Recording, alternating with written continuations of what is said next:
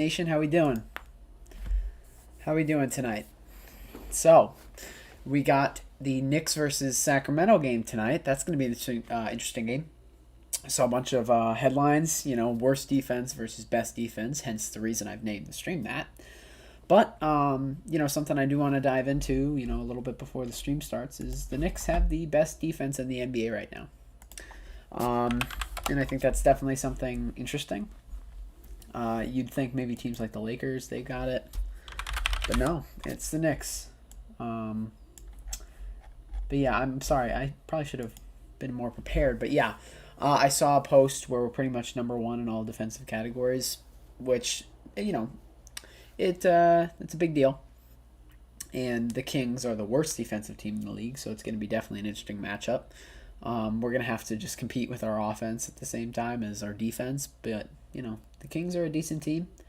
Let's get more into the individual players as I usually do. Let's do these like normal. So, preview the game.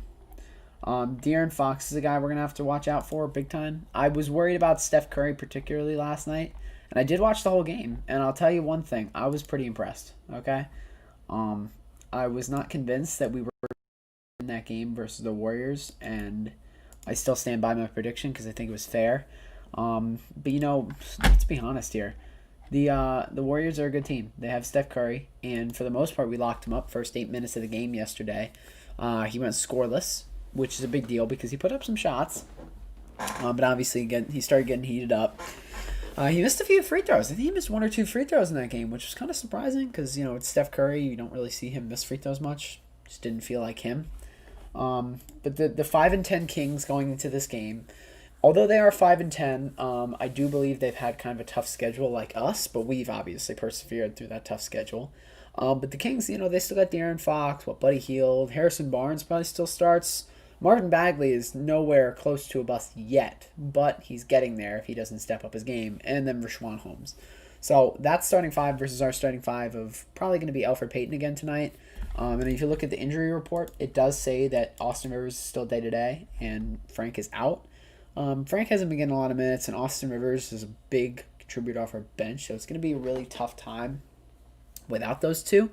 But what I will say, or particularly without that one, because if you think about it, well, Austin Rivers is a lot more crucial to this team's structure right now than Frank Ntilikina is.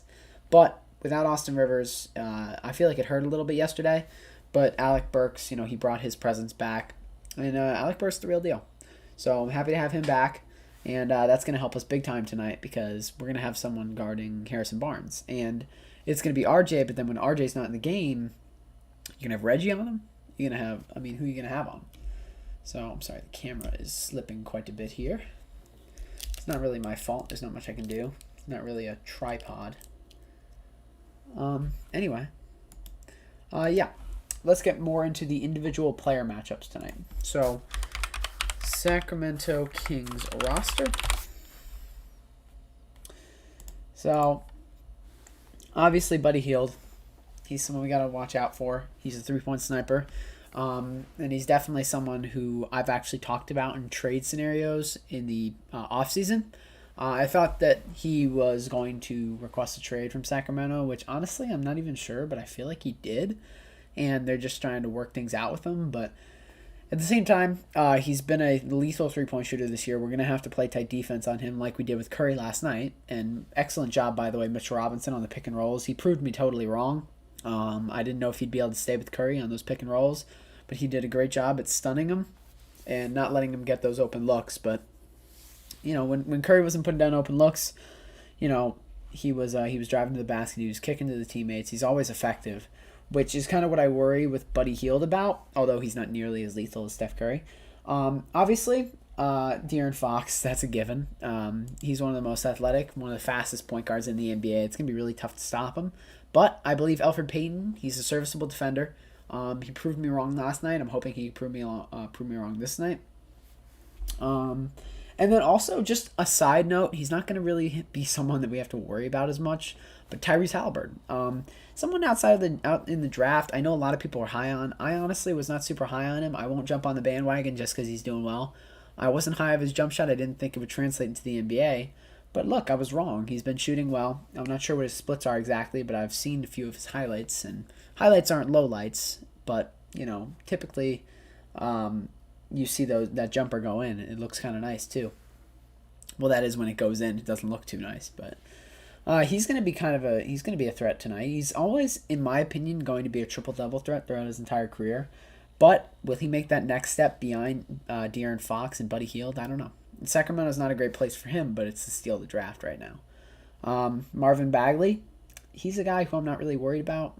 We could throw anyone on him. I feel like they can run some small ball. It really depends. But we throw Mitch on him, we throw Nose on him, and Julius Randle versus him is going to be just cakewalk for Julius Randle. And no offense to Marvin Bagley, obviously, but this Julius Randle dude playing out of his mind this season, okay? So we got plenty of opportunities on the offensive end of the ball to abuse this team. Tyrese Halliburton, rookie, he's still learning the splits. He's still learning the defense. So it's going to be tough for him to guard someone like RJ. It's going to be tough for someone to guard him, someone to guard Alfred Payton like him. So I think we're going to have a really good chance tonight with our offense. Because particularly, even though we scored, 115 points last night, which is absurd. It was 119. And we're not even an offensive-oriented team. The fact that we scored that many points is absurd. I think that has a lot to say about the Warriors' defense and how we've been limiting teams to 101 points per game. That's seriously a big deal in this modern era. So the Tom Thibodeau effect in full effect. Obviously, there's not a lot of threats on this team. I'm not trying to be disrespectful because we could lose. Okay, there's always that chance. But at the same time, we're talking about guys like Jabari Parker who are kind of almost near the end of their career. And don't criticize me for saying that. I know he's still young, but the dude's been through so many injuries, and he's getting these minimum deals, and he's swapping around teams. And you don't know how much longer he's going to be a serviceable NBA player for if the injuries keep hitting. So we got guys like that. Richaun Holmes, who's legit, but he's really not that starting centerpiece that the Kings need. It's a damn shame that they traded Boogie. But that wasn't working out, and obviously got Buddy Hield out of it, so it was beneficial. But if you had just a franchise center to go along with Marvin Bagley, it would just complement this team so much better. And of course, they don't have that. So their bench is kind of weak outside of guys like, Tyrese Halliburton, who I believe comes off the bench, and then Jabari Parker, like I mentioned. But Corey Joseph, lockdown defender. Hassan Whiteside, I would say that Hassan would give us a hard time tonight because I know the dude's a legit NBA player. But he's not getting minutes this season, I was talking to Zach, who's been on the podcast plenty of times, and he picked him up for his fantasy team because every year Whiteside puts up at least 10 and 10, usually, right? Some blocks, but he's not even playing minutes. I mean, they're playing him behind guys like, Jabari, guys like Richaun Holmes, which makes sense, and then guys like Marvin Bagley, and he's just not getting the minutes. He's not getting the respect on his name. It's kind of, in a way, it's disrespectful because obviously they signed him on a minimum deal, but I'm just surprised that they just, am I missing something? Because he was good in Portland, but I don't know what happened. Obviously we know the Knicks roster, but I will go up and down the roster just to kind of show off and get you guys familiar if you're not. Obviously, RJ Barrett played out of his mind last night, career high 28, topping his career high originally of 27. It's a great thing to see. He's coming into his own finally. I saw a post, he's averaging somewhere, I think it was 22.5 or 21.5 points a game in the last 5 games with 6.5 rebounds and 3.5 assists on great shooting splits, 80-something% from the line. We're seeing a really good version of RJ Barrett right now, the RJ Barrett that I expected to see early season, and that's why I was so disappointed in the early season. Because I figured, okay, well, RJ Barrett, he's going to come in, he's going to average 17, 18 a game, but hopefully he'll be consistent. And at the beginning of the season, that was really questionable. It almost looked like Kevin Knox consistency out there. But I now can confidently say that RJ Barrett is becoming more of a consistent player. 5 games consecutively with 20 points. So I'll definitely take that. And he's been playing very good defense. And the only thing that I hope is that he stays healthy. He's obviously been a durable guy throughout even his high school career and college career at Duke. But you have to take into account, the guy's playing 40 minutes a game in the NBA. Whoops. Yeah, that was inevitable. Sorry about that whole camera issue, guys. It's the last thing I want to happen, but don't really have a great setup here, if you know what I mean. Anyway, we're seeing him be a lot more efficient. We're seeing him be a lot more confident. And on top of that, we're seeing him have I know I said efficiency, but we're seeing better shooting splits. So it's really a shame that this camera just fell over. That's the last thing I would have wanted to happen. Unfortunately, when 4 concurrent viewers have joined the stream, how are you all doing? There's always a chance the camera falls again. I'm sorry. The tape isn't holding up like it used to. Anyway. Ignis Brasdegas, going to skip over him. The dude doesn't get any minutes. Oh my goodness. This is getting really annoying. Okay. Reggie Block had a very good game the other night. Okay. That's a fact. We know that. He came out and hit like 4 threes in a row, which is absurd. Didn't expect that. Alec Burks just came back. I expect him to ease into it. He had an okay game the other night. I really didn't see any especially like standout plays from him, but I could be wrong. He had a good serviceable game like he usually does. He had his free throws, all that sort of stuff. And we got Taj Gibson, who hasn't played any minutes yet, but maybe we'll see him throughout the season or at some point soon, I'd hope. He's just a really good veteran piece, and he was good for us last year. So, how do you feel about Reggie Block starting instead of someone way better?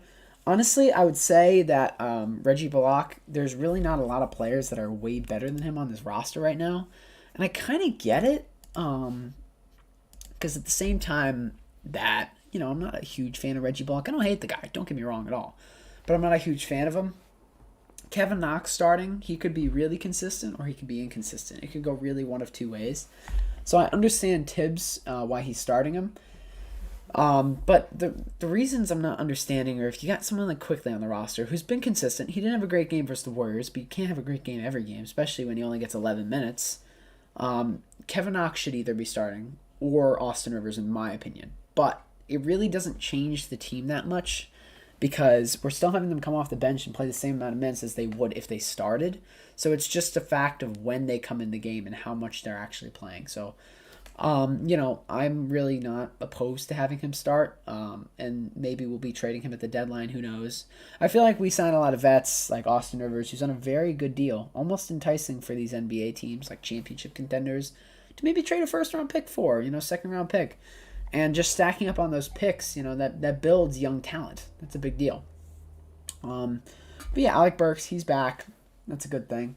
Kevin Knox, who I just mentioned, inconsistencies. I'm really hoping for the best for Kevin. He's an insane corner shooter. And you don't even have to look at the percentages. You just have to watch the games, and you'll know this kid can shoot in the corner. He is nice with it. Okay, here's what I'm going to do. I would love to keep the stream going, but this is almost like I can't tolerate this, how this camera keeps falling. And it's kind of a shame, but I don't think I can stay on for much longer here. I'm just going to mention a few more names, and then we'll give our predictions, and we'll call it a stream. Anyways, Nerlens Noel, he was good last night. He had a few really nice blocks. And that really got me hyped. It got me pumped up because, we're playing the Warriors. They're a legitimate Western Conference team. So it's nice to see when we're actually competing. Anyway, Frank Ntilikina, he's out. Elfrid Payton, he's been doing okay over the past few games. I really wish he would, kind of bring down his usage rate. I'd be fine with the dude averaging 8 points a game on good efficiency. But I don't want to see him averaging 8 points a game on 10 shots a game. It's just not what I want to see. Theo Pinson, the hype man off the bench, we only see him really in blowouts or the Westchester Knicks roster. Emmanuel Quickly, very high on him. Need him to be starting at least sometime soon. That's just my opinion. And it may take a few more games, like I said the other night on the stream, but it has to happen at some point. Julius Randle been playing out of his freaking mind. The dude deserves an all-star spot, whether he gets it or not. I'm not sure. Does he deserve it? The answer is most definitely a yes. All right. Austin Rivers, he's also out tonight. He's day-to-day, which means he could also be available. I'm not sure. I have to kind of check in on Twitter, But as far as I'm concerned, I don't think he's playing tonight. And obviously, if we had a lineup change, I'd probably see it posted by Ian Bagley. But I know the Knicks PR, the Knicks PR, if they post anything, obviously we see they're both out tonight. So Frank Ntilikina sprained right knee, and then Austin Rivers sore right Achilles are out for tonight's game against Sacramento. That makes sense. It's understandable. Oh, I'm sorry. Did I see 29? I don't know, but that's not the point. Mitchell Robinson, he's been playing out of his mind. I'm really happy for Mitch. I was disappointed in him with those first 2 early fouls, but he came to play in the second half. I mean, that dude was a dog. I mean, he dropped, I think it was like 18-8 or something like that. And you don't really see a lot of scoring from Mitch usually, but there was definitely some highlights. He had that nice little and one dunk over, I think it was like, might have been Eric Pascal, but I'm not sure. Could have been Kevin Looney for all I know. Anyway, DSJ, he's probably not going to get any minutes tonight. And Obi Toppin, no stopping Toppin. I'm hoping that he gets more minutes tonight. I think we're going to see increased production for him as he gets more experienced. I think he just needs to get circulate into the offense. He needs to figure out where he fits. That's been a real issue this season where he's kind of just a lob threat and that's it. But at the same time, that's what Mitch is. So Mitch is getting all the lobs. Obi's sitting in the corner and not doing anything. He's kind of just like a 4v4 in that situation. So Obi needs to figure out how to get integrated into the offense. But he had some definite highlight plays yesterday. And he played good defense too, which was very promising to see. Thibodeau's definitely been working on him with that. And I'm hoping that he keeps that up. And if he can, they're just going to get serious minutes on the rotation. We may even consider starting him at some point in the season. And I'm not saying we start him over someone like Julius or RJ. I'm saying maybe you have a decision where you slide him to the 3 and you sort of slide RJ to the 2. Something I said earlier in the season. I'm not sure if it'll happen, but it could. How do you feel about the Knicks beating the Warriors, the same Warriors team who came back from 20-point deficits against the Clippers and Lakers? It's inspiring in a way. It's really nice to see the Knicks taking a win against a team that's been that good. But obviously, it has a lot to do with our defense. We kept them right around that 100-point mark, 104 points I think they scored, which for the Warriors is honestly low. You usually see maybe 120 per game with them, and it just kind of depends how they plan each night, but we managed to contain Steph Curry. If he wanted to, he probably could have dropped 60 on our heads, but we managed to hold him to like 30. And obviously, then the Warriors bench and honestly, just their overall shooting this year has just been kind of disgusting. So we kind of had a really easy kind of walk-away win with that type of thing, where they just weren't making their shots, and we were playing good defense. There was no stopping us on offense, and it's just that simple. We had bigs, they didn't. Just a better game. Anyway, I'm sorry it's only been, about a 17-minute stream. Expect those pre-games to be about that much. But there's not really much else to talk about other than my predictions for tonight. We're playing the Sacramento Kings. I think it could really go either way with this type of team. The Sacramento Kings are really touchy-go-y type of team. But I would definitely give the win to the Knicks. We have the momentum going into this game. Austin was out last night, so we're not missing anything from last night. Frank didn't play. So I could definitely see, a lineup of Elfrid Payton, Reggie, RJ, Randall, and Mitch again, and we might just dominate them. Who knows? I think Mitch is going to have a good game tonight.